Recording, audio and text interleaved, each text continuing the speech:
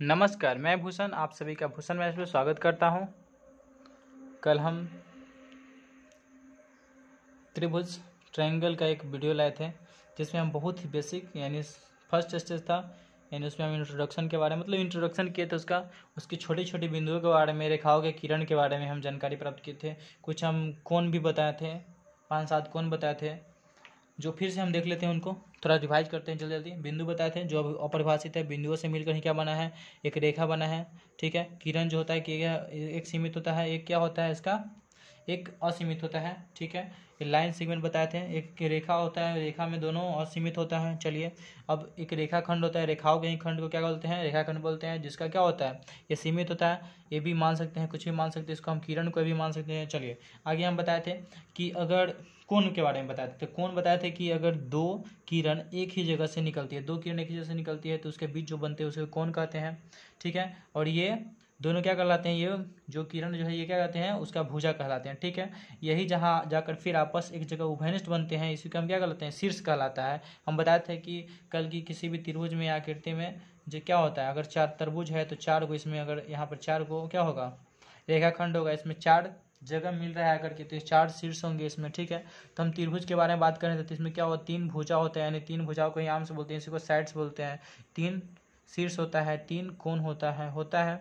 कल हम बताए थे। ठीक है, कल हम न्यून कोण के बारे में पढ़े थे। न्यून कोण जिसमें कि जिसका बताए थे कि उसका वैल्यू क्या होगा, 90 से छोटा होगा और क्या होगा, 0 से बड़ा होगा। फिर हम बताए थे उसका अधिक कोण बताए थे, वो क्या होगा, एक 90 से बड़ा होगा और 180 से छोटा होगा। कल बताए थे। फिर बताए थे एक समकोण होता है जो 90 डिग्री के बराबर होता है। फिर उसका अधिक कोण हो गया, उसके बाद हम बताए थे क्या, ऋजु कोण बताए थे, जो 180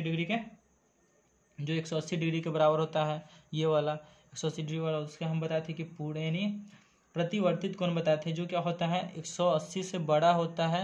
180 ये हुआ, इससे बड़ा होगा, और क्या होगा, 360 से छोटा होगा, यानी ये वाला।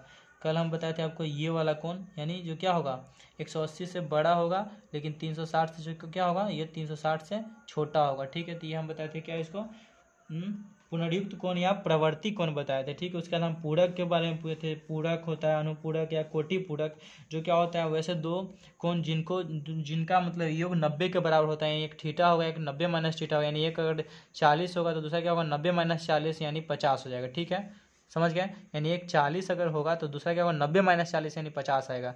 90 माइनस 40 इसलिए करते हैं, दोनों को जोड़ेंगे कितना आएगा, 50 के में 100 क्या होगा, 90 के बराबर, यानी पूरक और कोटि पूरक, या इसी को बोलते हैं अनुपूरक बोलते हैं। यानी अगर 1 है तो दूसरा क्या होगा, 89 होगा। अगर ये 5 है तो दूसरा 85 होगा। अगर ये 10 है तो अगला क्या होगा, 80 होगा। तो ये क्या होगा, पूरक है। कल हम फिर एक संपूरक होता है जिसको सप्लीमेंट्री, इसको कंप्लीमेंट्री बोलते हैं, पूरक को संपूरक को बोलते हैं सप्लीमेंट्री। जो क्या होता है, उसमें 180 यानी दो कोणों को जोड़कर 180 आना चाहिए। दूसरा अगर 130 होगा तो दूसरा 50 होगा। अगर ये 70 होगा तो ये क्या होगा, 110 होगा। कल बताते हैं, यानी इसमें अगर एक थीटा बनेगा, दूसरा क्या होगा, 180 माइनस थीटा होगा। ठीक है, चलिए आपको हम बताए थे कल की मतलब कि जो भी कोण होगा, कोणों को आप 2 चीज़ में करेंगे, या तो रेडियन में होगा, या तो डिग्री में होगा, या तो डिग्री में होगा नहीं तो रेडियन में होगा, यानी पाई रेडियन में। ठीक है, तो रेडियन होगा, पाई क्या होगा, रेडियन में, नहीं तो डिग्री में होगा। कल हम ये भी बताए थे 180 जो डिग्री होता है वो पाई रेडियन के बराबर होता है। हम 10th में पढ़े होंगे। अब कॉस पाई/2 यानी 90 हम निकालते थे, 90 का मान क्या होता है, 0 होता है। साइन बढ़ते क्रम होता है, कॉस घटते क्रम होता है, ये भी पता होगा आपको। चलिए वो एक्स्ट्रा ऐसे बता दिए हैं। चलिए, तो यहाँ तक आ चुके थे। अब आगे हमें क्या करना है, कुछ पढ़ने से पहले कुछ ऐसे प्रश्न है जो कर लेते हैं ऐसे ही। चलिए बनाइए फटाफट। एक त्रिभुजाकार खेत, मान लीजिए कि समकोण त्रिभुज है, किसी तरह समकोण त्रिभुज में अगर मान लीजिए कि उसका लंब दिया है 5, अगर ये दिया है कितना, लंब अगर 4 दिया है, अगर ये दिया है 6 दिया हुआ है, 6 दिया है, तो हम इसका क्या करते हैं, क्षेत्रफल कैसे निकालते हैं, यानी 2 3 हो जाएगा, ये 2 हो जाएगा, इतने 4 6 दिया हुआ, तो क्षेत्रफल निकालने का होता है 1/2 गुना आधार गुना ऊंचाई, यानी 4 गुना 6, 2 से करेंगे तो 6 दूनी 12। यानी समकोण त्रिभुज में क्या होता है, आधार गुना 1/2 गुना आधार गुना ऊंचाई क्षेत्रफल होता है। परिमाप जानते होंगे, परिमाप अगर आए तो तीनों भुजा को जोड़ देते हैं। ठीक है, त्रिभुजाकार। चलिए हम इसी को आगे बढ़ाते हैं। बता दिए थे कल क्या क्या पढ़ाए थे हम, 7 पढ़े थे, 7 प्रॉपर्टी पढ़े थे। अब अगला हम आज पढ़ेंगे फिर संपूरक हम बता दिए। उसके बाद हम पढ़ेंगे आज लंब किरण क्या होते हैं। लंब किरण, यदि 2 किरण, देखिए लंब किरण मतलब ये होता है, यदि 2 किरण, यदि दो किरण एक दूसरे पर 90 डिग्री का कोण बनाती है, मतलब ऐसा कोण, देखिए किरण बताया ना, किरण ही कोण बनाएगी, तो एक ऐसे जा रही है एक ऐसे जा रही है, तो लंब किरण हो गई, ये एक दूसरे को क्या हो रही है 90 डिग्री का कोण बनाती है। तो जो 90 डिग्री कोण बनाती है तो इसे हम क्या कहेंगे, इसे ही लंब किरण कहते हैं। ठीक है, हम लिखते जाते हैं या सुनते जाइए, फटाफट आप लिखते जाइए, नोट डाउन कीजिए, याद करते रहिए, बढ़िया रहेगा आने वाले एग्जाम के लिए आपको। तो लंब किरण क्या होता है, ये लंब किरण है, मतलब वैसा किरण जो क्या होते हैं एक दूसरे पर क्या होगा, एक दूसरे पर 90 डिग्री का क्या बनाएगी, 90 डिग्री का कोण बनाएगी, 90 डिग्री का कोण बनाती है। समझ गए बात हमारी, सुन रहे होंगे, हमारी बातों को भी समझ रहे होंगे आप। तो कल बताए थे कि कोण जब भी बनेगा क्या बनेगा, कोण जब भी बनेगा तो दो किरणों के एक जगह से दो किरण निकलेंगे, या तो ऐसे निकलेगा या तो ऐसे निकलेगा। तो जो एकदम 90 डिग्री पर निकलेगा क्या होगा, एकदम 90 डिग्री पर एक दूसरे को क्या करेगी, बना के जाएगी, एक दूसरे को 90 डिग्री पर कोण बनाती है। उसी को हम क्या बोलते हैं, लंब किरण कहते हैं। मतलब लंब किरण तभी कहेंगे उसको जब वो 90 डिग्री का कोण बना के जाएगी। ठीक है, चलिए हो गया। तो अगला देखते हैं, चलिए अगला एक समांतर रेखा होता है। समांतर रेखा कल हम बताए थे, रेलवे पटरी होता है। ठीक है, स्केल देखे होंगे, स्केल में देखिएगा दोनों का बीच का डिस्टेंस बराबर होता है कि नहीं।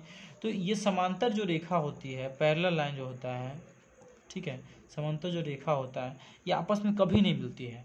जैसे ये जाती रहेगी ये जाती रहेगी, कभी नहीं मिलेगी, कभी नहीं मिलेगी, क्योंकि ये दोनों का आपस का दूरी क्या होता है, बराबर होता है।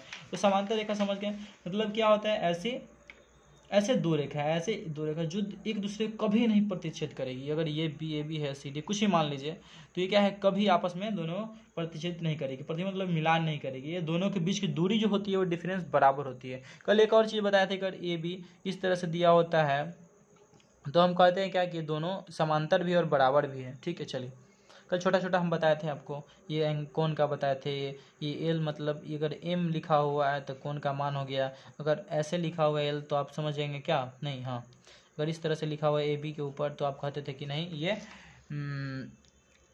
त्रिज्या क्या बोलते हैं, रेखाखंड का लंबाई दिया हुआ है, एल मतलब लंबाई। चलिए आगे समांतर रेखा समझ गए होंगे आप, मतलब दो ऐसी रेखा, सरल दो रेखा जो एक दूसरे को कभी प्रतिच्छेद मतलब नहीं मिलेगी।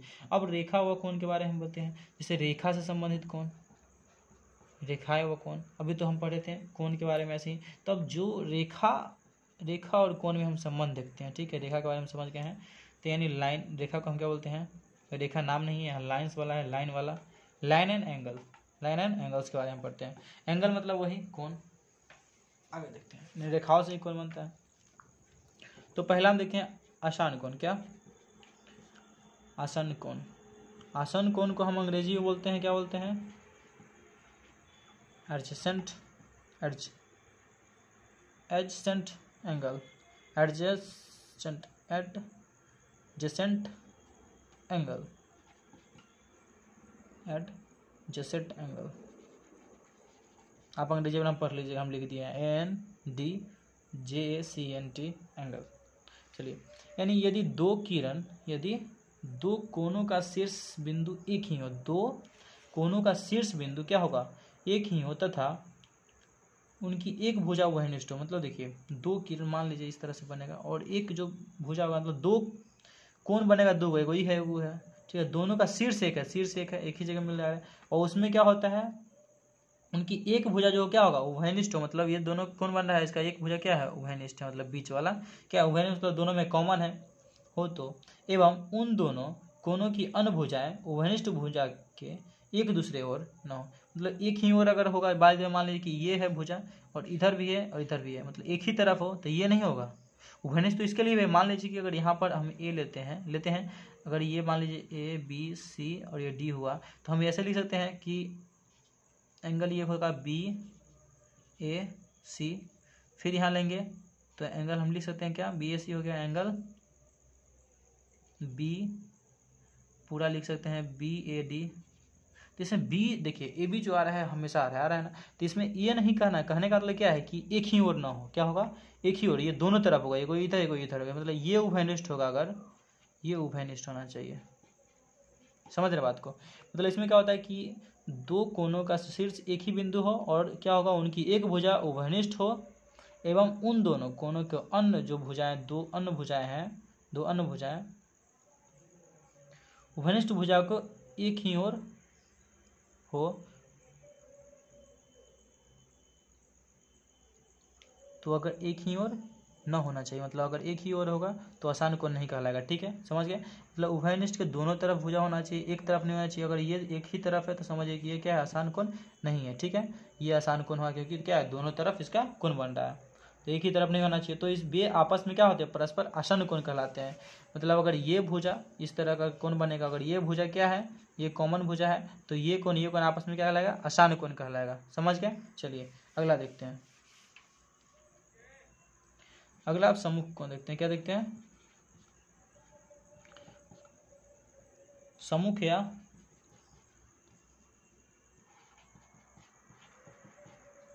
शीर्षाभिमुख कोण। सम्मुख बोलिए, या इसमें मुख, इसमें मुख आएगा, तो शीर्षाभिमुख या सम्मुख कोण, इसको बोलते हैं वर्टिकली एंगल।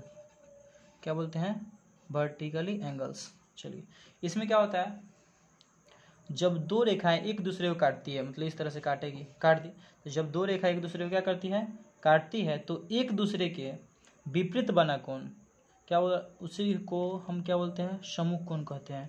मतलब अगर ये AB है, ये BC है, यहाँ O पे अगर काटती है तो एंगल AOC, एंगल AOC मतलब ये वाला AOC बराबर होता है BOD के। क्या होता है, BOD के बराबर, मतलब ये होगा। मतलब ये अगर ये आपस में बराबर होगा, फिर ये आपस में ये दोनों बराबर होगा। मतलब जो दो रेखा आपस में क्या होती है, जब दो रेखा आपस में एक जगह एक दूसरे को काटती है तो विपरीत बना कोण क्या होती है, शीर्षाभिमुख कोण या सम्मुख कोण कहलाते हैं। समझ गए आप। जब दो रेखाएं क्या करेगी, जब दो रेखाएं आपस में एक जगह काटती है तो विपरीत बना कोण आपस में क्या होता है, बराबर। ये और ये बराबर होगा और ये बराबर होगा। समझ गए आप। चलिए इसी को बोलते हैं सम्मुख कोण या शीर्षाभिमुख कोण। चलिए आगे चलते हैं।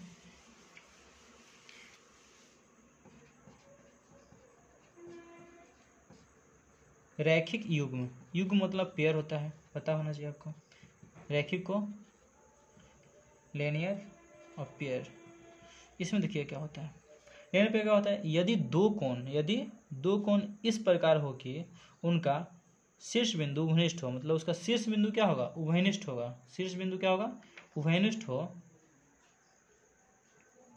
एक भुजा उभयनिष्ठ और बाकी क्या होगा, भुजाएं विपरीत किरणें हैं। देखिएगा इसमें क्या होता है, इस तरह का बनेगा आपका फोटो, ध्यान दीजिएगा। देखिए ये BO पे कट रहा है, क्या है, C है। इसमें क्या देखिएगा, यदि दो कोण इस प्रकार हो कि उनका शीर्ष बिंदु क्या होगा, उभयनिष्ठ। शीर्ष बिंदु देख रहे हैं, उभयनिष्ठ है, ये भी O है, इसका भी लिए O होगा। देखिए एक भुजा भी उभयनिष्ठ है, ये देखिए OC क्या है, उभयनिष्ठ है और बाकी भुजाएं विपरीत किरणें हैं। देखिए इधर ये जा रही है, एकदम किरण की तरह जा रही है, एकदम 180 डिग्री पर जा रही है ना। ठीक है, विपरीत किरण होगी तो उन कोणों को रैखिक युग्म कहते हैं। क्या बोलते हैं, उन कोणों को रैखिक युग्म। रैखिक युग्म का मतलब होता है अगर ये 30 है तो इसको 180 माइनस लिखेंगे 30। समझ गए बात को समझ रहे हैं, समझ गए। मतलब ये दोनों कोणों का योग भी क्या होता है, 180 होता है, यानी एक दोनों को मिलाकर 180, दोनों को 180 होगा। तो हम लिख सकते हैं ना कि ये एंगल दोनों जोड़ के 180 होगा। अगर ये दिया हुआ है तो इसको निकालना होगा तो हम माइनस कर सकते हैं एकदम पूरा कोण की तरह। लेकिन ये दूसरा है कोण, पूरा कोण अलग होता है, लेकिन बात वही है, समझिएगा फिर से। मतलब रैखिक युग्म जो होता है वो क्या होता है, मतलब इसका कोण जो बनेगा एक ही शीर्ष से बनेगा, एक उभयनिष्ठ भी होगा, और जो बाकी दो भुजा होता है क्या होता है, ये विपरीत किरणें होती है। मतलब ये इधर जाएगी, ये इधर जाएगी, एकदम विपरीतम सीधा हो जाएगी। ठीक है, चलिए फोटो आप देख लिए होंगे, समझ गए। चलिए यानी एंगल AOC देख रहे हैं यहाँ, तथा एंगल BOC मतलब ये वाला, समझ गए। रैखिक युग्म में क्या है, BOC, इसी को बोलेंगे क्या चाहिए, रैखिक युग्म बोलेंगे हम, रैखीय या रैखिक युग्म। ठीक है, आप हमारी बातों को समझ रहे हैं, समझ गए। चलिए फिर से हम बताते हैं कि जब जब दो कोनों का एक ही शीर्ष हो और एक उभयनिष्ठ हो और दो किरणें आपस में विपरीत हो, यानी 180 डिग्री पर एकदम सीधा जाते रहे, तो उसी को हम क्या बोलेंगे, रैखिक युग्म कहलाएंगे। ये दोनों कोण आपस में 180 डिग्री का ही होगा। ठीक है। यदि कोई किरण किसी रेखा पर आधारित हो तो इस प्रकार बने दो आसान कोण का योग क्या होता है, 180 होता है। अगर देखिए, अगर यही तो फिर देखिए अगला प्रोसेस, अगला हमको बताते हैं।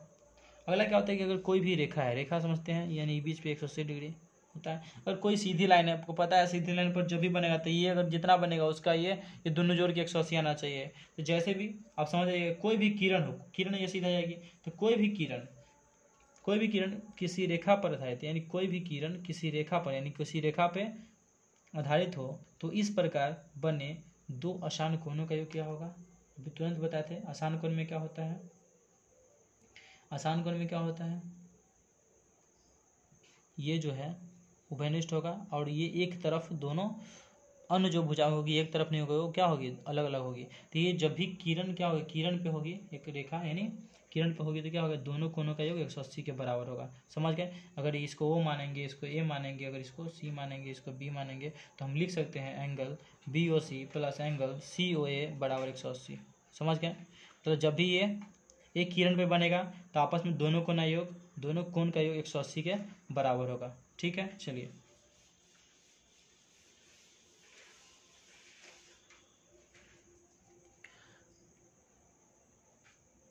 फिर मिलते हैं अगले वीडियो में। नमस्कार, बाय।